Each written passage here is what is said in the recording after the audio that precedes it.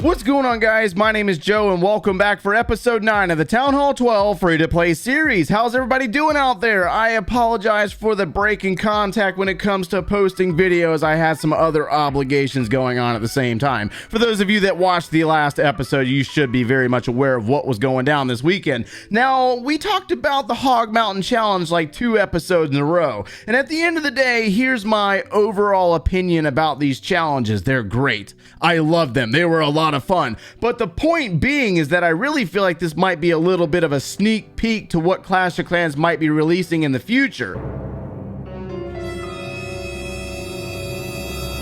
Just speculation here. I have absolutely no official word on that just yet. But when it comes to these challenges, we got to think about what they actually were. They were not farming, they were not trophy pushing, and they were not clan war. They were something completely different. So could we see a challenge system in the future in Clash of Clans? We don't really know yet, but we'll soon find out, I'm sure, because according to the wiki, we normally see an update in the game around the end of March, early April time frame, and that's only about 30 days out, so we'll have to see. But back on topic of developing our bases, so it's day 22 since we went to Town Hall 12. We haven't been here very long, but we have finished the upgrade on our stage 5 Giga Tesla. That Town Hall is now maximum level for its weapon. Now we've also put down the Inferno Tower for upgrade because I had a builder available and I didn't have the resources to do a hero. It was just one of those things. You have to keep your builders down in order to complete a level free to play.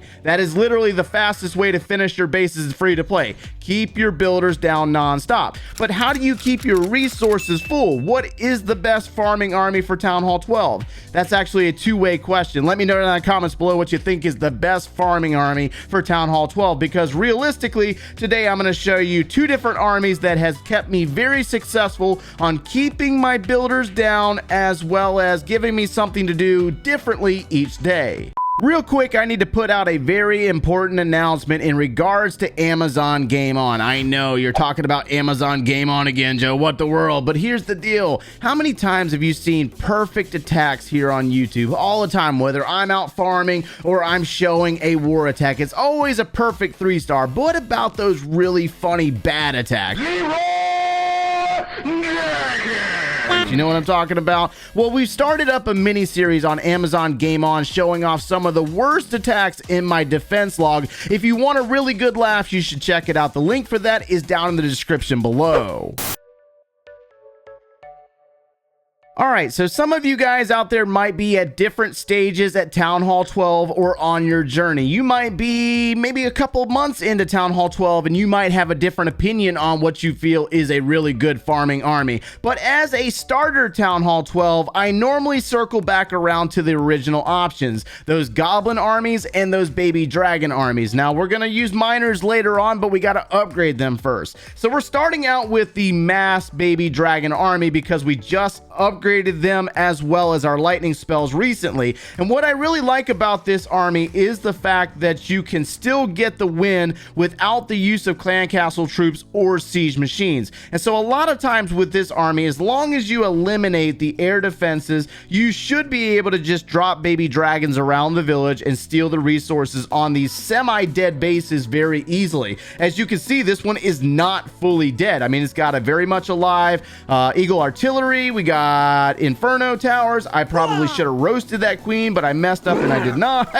Way to go, Joe. Way to go on that one. But regardless, this is just an example. You do not have to do it just like I do. So we're going to go ahead and roast this section right here and get rid of this air defense. Let's go ahead and drop another one back there to get rid of the air defense and do some damage to the archer tower. Looks like the king is cutting through a wall down here, and we're trying to get that queen in on our dark elixir. Now, I'm saying use baby dragons because it's a very good, well-rounded farm army, meaning that it doesn't just steal one resource over the other. You can steal a lot of gold with it, you can steal a lot of dark elixir with it, you can steal a lot of everything with it, as well as getting the win. That's what's really important to a lot of players out there, is obtaining the win and not failing the attack, because some players out there do care about their trophies. And so when we look around this village, I think we got a little bit of resources. Maybe we can use our lightning spells here to grab that gold mine. That's another another option for you as well if you don't want to waste any more baby dragons. But since we're going to swap to a completely different army, let's go ahead and get rid of the baby dragons that we have. We're just providing you some examples of what to look for. Something else that comes into play with this is also being in the right trophy range. If you're a higher Town Hall 12, then yes, be up in Titans League. You're going to definitely pull some serious resources as well as the massive win bonus up there. But also with that, you have to think about how strong is your army. Have you upgraded those troops yet? And if you have not, that might be something that you need to take into consideration. Drop back down in trophies for a little while, maybe hang out down here in Masters League for a little while, and then move up once you've upgraded your troops. For our next army, this should be pretty much a no-brainer in the fact of sneaky goblins. Now, I've seen players comment on other episodes where they've seen me using baby dragons, and they'll say, why aren't you using sneaky goblins? And the simple answer for that is the fact that I burnt myself out using sneaky goblins. At the end of the day, when you farm a lot and you're trying to keep the resources coming into your village, that way you can keep your builders down for upgrade, you have to take into consideration your personal well-being when it comes to what you enjoy doing. And whether you like to farm or you don't like to farm, you have to think about changing your armies, that way you do not burn yourself out quick, because it does become a little redundant when you're going on these villages and you're looking for resources, and then you do like we're doing right now with the sneaky goblins. We're just basically dropping one per gold mine, elixir pump, or dark elixir drill, and then we'll drop a couple on our storages here, and then we're going to target the center of this village. Now, the one difference between the two is that the baby dragons don't really necessarily require you to take down the town hall to secure the win. They're just strong enough on their own to get the job done. But with the sneaky goblins, you normally have to cut through some walls, or you have to eliminate buildings like this here first. They're going to go after this elixir storage, and then they're going to go after the clan castle. We got to deal with that very high level archer queen, level 50. This guy made it pretty far before he eventually quit. And then then we got to kind of negotiate between the two. I like to add super wall breakers to this army, but you don't really necessarily need them, and it's all a matter of conserving your resources, conserving your dark elixir, unless you have some of those super potions. So knowing the two armies is one thing. Knowing how to use them correctly or maximizing the efficiency with those armies is a completely different thing. Now, I don't think I've ever shown you guys the way that I do this by using my sneaky goblins for a couple of days, and then I'll swap back over to baby dragons. There's a reason behind that, a little bit more than just getting burnt out. And the only reason I have not shown you this method is because players get so triggered watching me end raid early. But let's say that you need resources really fast. Like super fast. You got a builder waiting, and you have a little bit of time on your hands that you have to put towards farming real fast. Well, here's how I'll do this. I'll normally try to stay in my little sweet spot. And for me, my little sweet spot for resources is in Masters 3. So once I get to Masters 2, I'll start using my sneaky goblins again, just like this. I'll drop a couple of sneaky goblins around the village. I'll grab all the resources out of the components or out of the storages themselves, and the mines and the elixir collectors, the dark elixir drills, and we'll just kind of go around the village and grab all the resources that we can reach without spending a lot of our spells. And so we got sneaky goblins on the village right now. They're going in there, they're grabbing the resources from the elixir storage. We got a little bit of dark right here, but we got to destroy that storage first before they turn around and go back into this compartment. And so they're going to cut through this wall eventually. Come on, boys, you got this. All right, and they're gonna grab the dark elixir, and then they're gonna die. So let's go ahead and drop another one, and I think that's all of the gold, all of the dark elixir. Where's the rest of the elixir? So we had a little bit of elixir left in this compartment right here. We're gonna cut through. We still have 50 goblins remaining, or 50 sneaky goblins remaining. We're gonna cut through. We're gonna kind of focus on trying to get the resources out of this drill. Good. And then we're gonna end the raid.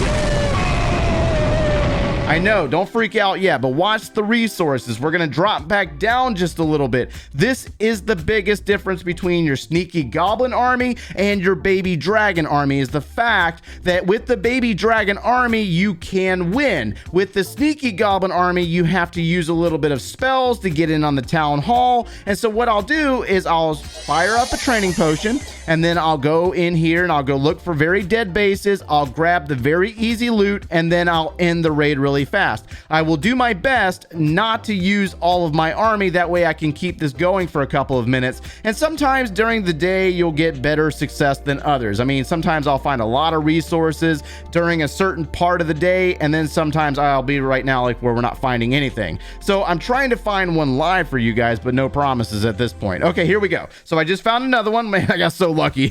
The luck is on today, boys. All right, so we got sneaky goblins going around the village. We're going to grab the resources and watch the storages. Watch my storage capacity up there. We are almost full on our gold, and looks like we got all the gold off the village. We have heroes. We do have heroes available, so you can use your heroes just like this. Instead of using your troops and wasting any more resources, the heroes do not cost any resources, so you can always use them as well to try to grab you a little bit more resources. We also have the ability to use empty siege machines, and so we can use an empty siege machine here. Instead of wasting sneaky goblins to open up the compartment, we're going to waste 100,000 gold. I mean, gold's easier to find than elixir and dark elixir anyways, but you'll notice that we're able to go in there, grab the resources, and we're going to try to grab the dark out of this one right here. We do have to waste some sneaky goblins, and we're not using any spells. That is so important. Let's go ahead and use that king's ability, and come on, sneaky goblins, get through that wall, boys. You got this. Come on, get through there.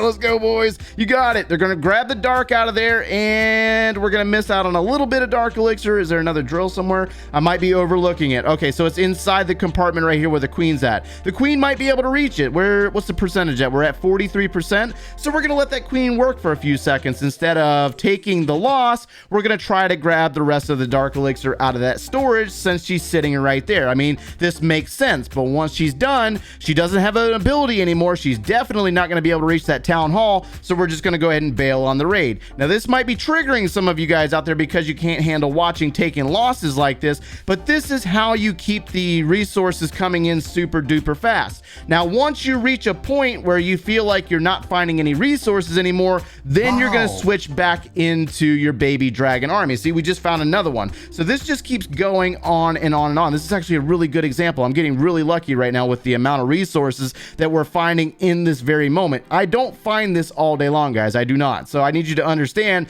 that if I stop finding resources, it might be time for a break, or it might be time to switch back into the baby dragon army, use the lightning spells, and start getting the win. Now, there is a bunch of resources around the village, but we're trying to fill up our storages really, really fast. So even though there's resources in here, we're going to go ahead and walk away from that one. We just walked away with 500,000, and we can go back out and do it again. I mean, and I think this is a really good example to show you. We're going to finish it out just like this. I'm going to go ahead and try to find one more monster.